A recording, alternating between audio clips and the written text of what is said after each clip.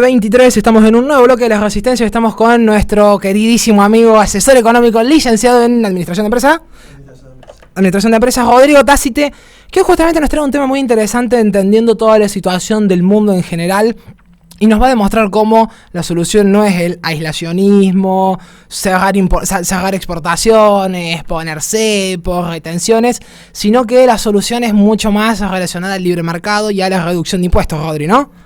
Exactamente, Nico. Antes que nada, muy contento de estar de vuelta acá en la mesa de La Resistencia.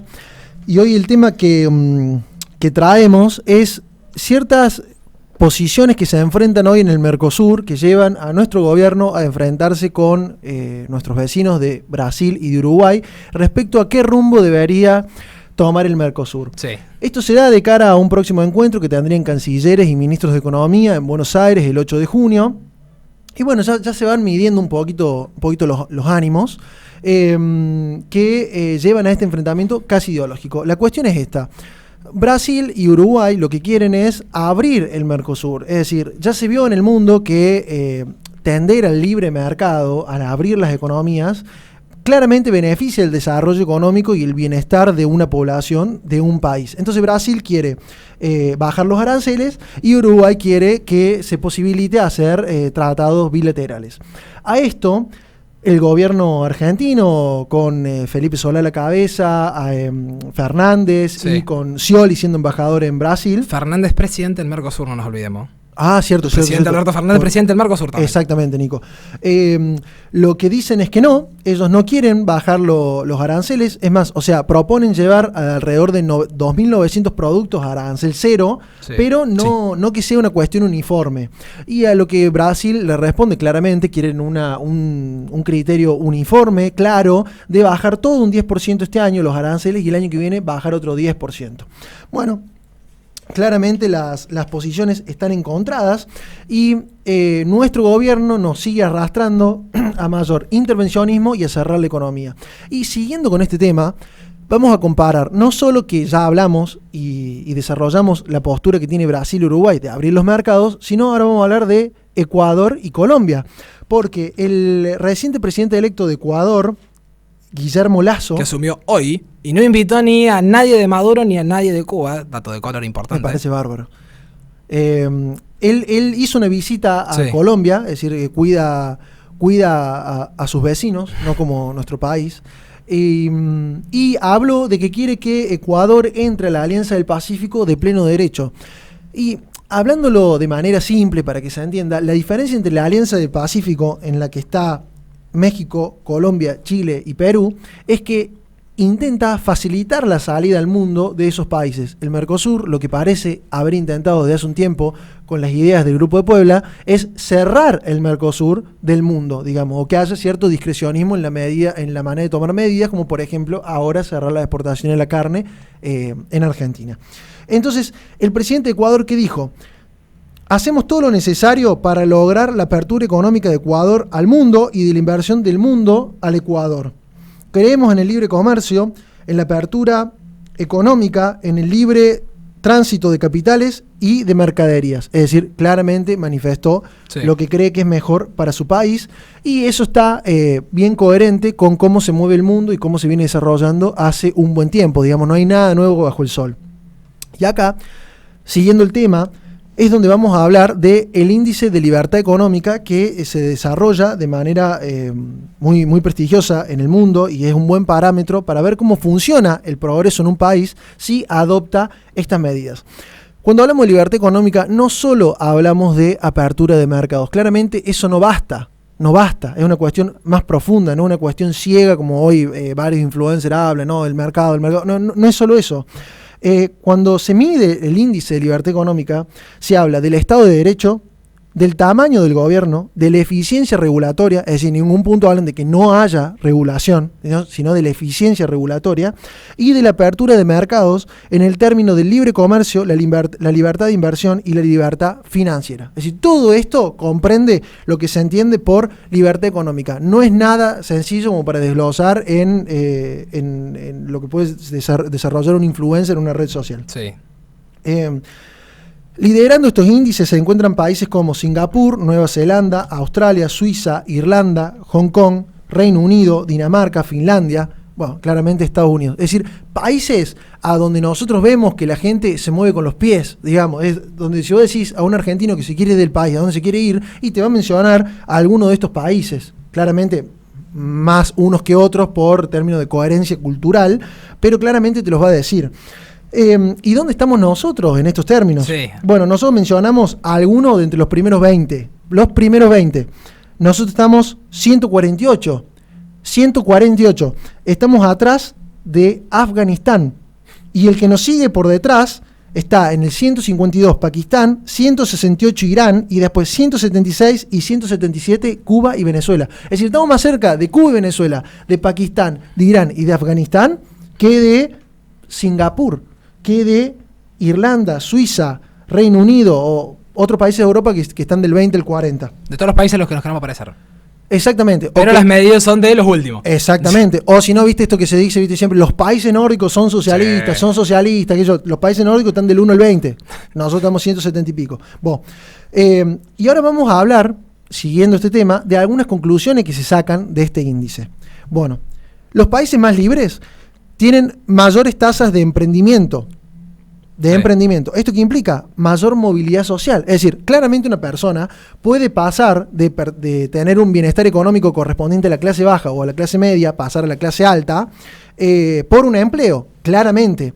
Pero a veces el mercado del empleo está más cerrado o más abierto. Y es ahí donde las personas dicen, che, ahorré, puedo salir a emprender algo. Claramente en la Argentina de hoy eso es prácticamente inviable, claramente, porque si de un día para el otro te dicen que vos tenés que cerrar y te tenés que vivir como puedas, digamos, encerrado en tu casa, o sea, emprender no va a ser tan sencillo.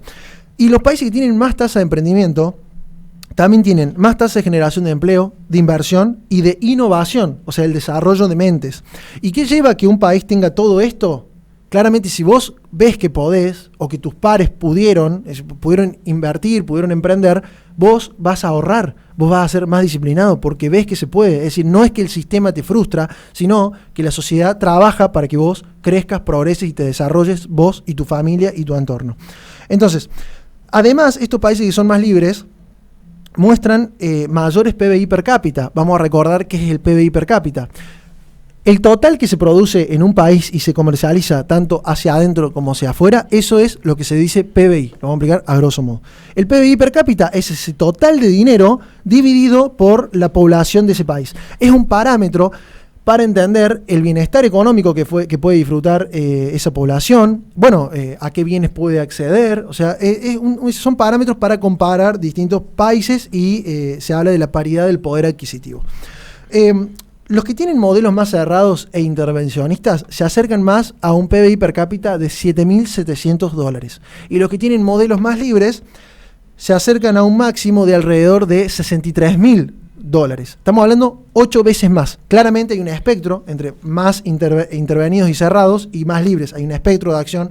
Hay, por ejemplo, la mayoría de los países europeos está en torno a los $40.000 de PIB per cápita, y Estados Unidos, por ejemplo, tiene 63.000, y otros países más que vamos a mencionar, como por ejemplo Singapur, que tiene 63.000, y tenemos, por ejemplo, otros más, que Australia, 53.000, y así se distribuyen en ese espectro. A nivel global, las economías libres llevaron a que las personas que no llegan a ingresos mínimos de supervivencia cayeran del 35% en 1993 al 10% en el 2015. Es decir, millones y millones de personas que llegaron a acceder a ingresos mínimos de subsistencia.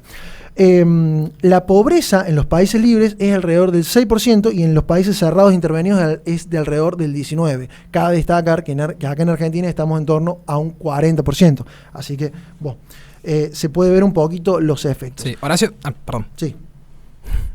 Hay unos temas que me gustaría, si puedes hacer hincapié o al menos dar una respuesta. Uno de corte más estadístico, porque estaba tomando nota de lo que bien decías vos, el tema de la disparidad que hay entre las economías más abiertas o descentralizadas, el PBI que generan, y las economías más centralizadas. Pero yo pienso, si yo fuese de izquierda, a grosso modo, ¿qué diría?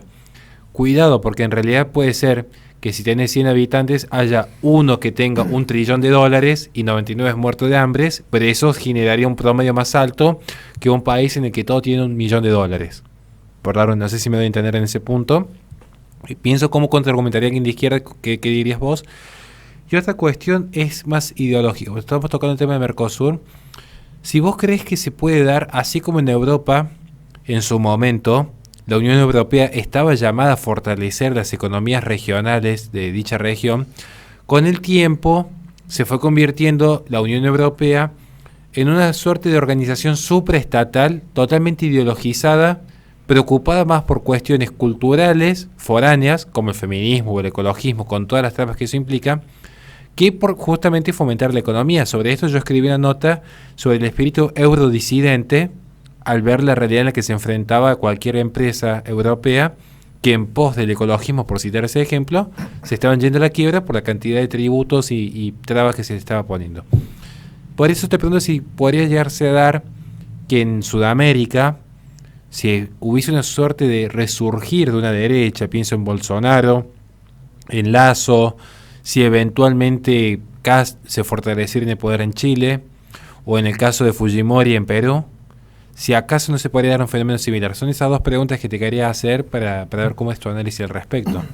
En el primer caso, ahora, de esta cuestión estadística, de si se puede decir, bueno, a ver, el PBI per cápita en este país es de alrededor de, digamos, $50.000, pero en realidad es porque una élite lo cuida, lo posee y el resto de la población está sublevada. Eso claramente tiene un tinte ideológico y se puede demostrar, con este dicho lo podemos llevar, juzgar, digamos, el árbol se juzga por los frutos, digamos. Y ya que en Argentina hay mucha gente que se va a Estados Unidos o que se va a diversos países de Europa, o por ejemplo hay casos de ingenieros informáticos que se van a Singapur, a Australia, o personas que se van a trabajar de trabajos comunes a Nueva Zelanda, estamos hablando de todos países con alto grado de libertad económica, se van y prosperan, es porque claramente esa visión sesgada que tienen sobre el PBI per cápita no es real. No es que una élite acumula, si bien obviamente hay personas que están en la clase alta y muy por encima de la clase alta, y personas que están en la pobreza en esos países, no vamos a decir que no, y las clases medias varían en esos países, los porcentuales, sí podemos decir que hay oportunidades para la gente común. Sí podemos decir. Y no es como acá, que hace 10 años que el PBI per cápita viene bajando y a la vez la clase alta cada vez es más alta, la clase media desaparece y la clase baja cada vez crece más. O sea, es el primer juicio.